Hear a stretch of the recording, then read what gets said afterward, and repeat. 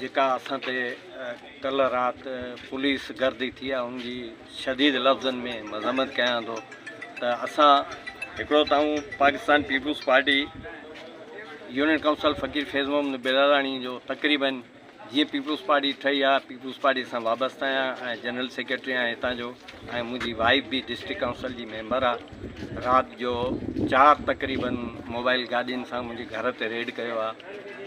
असलम जमाली हो, नफ़ीस नंगर जी पुलिस हुई, प्लस में को DSP हो या को ॿी पुलिस हुई।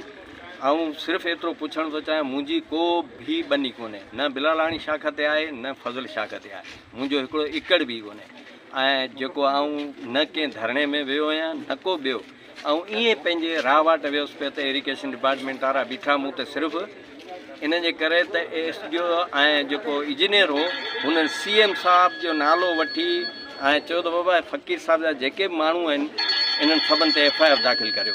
तॾहिं मूं जेको सो उनजी वीडियो क्लिप ठाहिण जी कोशिशि कई त हुन मूंसां जेको सो घटि वधि बि ॻाल्हायो।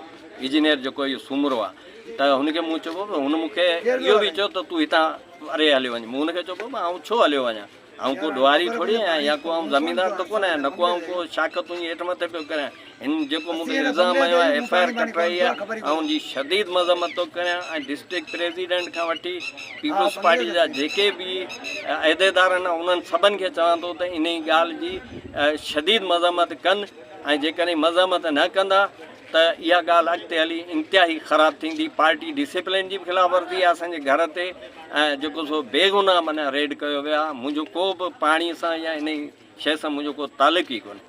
तो गरीब मिसकिन माण्हू ऐं हीअ राति को सियासी हिसाब किताब हुजे ख़बर न कहिड़ी नोयत छो आहे, छो तमामु ग़लति आहे। घर जे अंदरि पुलिस आई आहे, मुंहिंजो छोकिरो हुजे हिकिड़ो आऊं हुजां, मुंहिंजा ॿार घर जेतिरा पोइ आहे जेको नेट जे अंदरि टिपी आया आहिनि, तंहिंखां पोइ ॿारनि कुआरियूं लटियूं कयूं आहिनि, तंहिंखां पोइ पुलिस पोइते हटी आहे। 3:30 बजे पुलिस मुंहिंजे घर में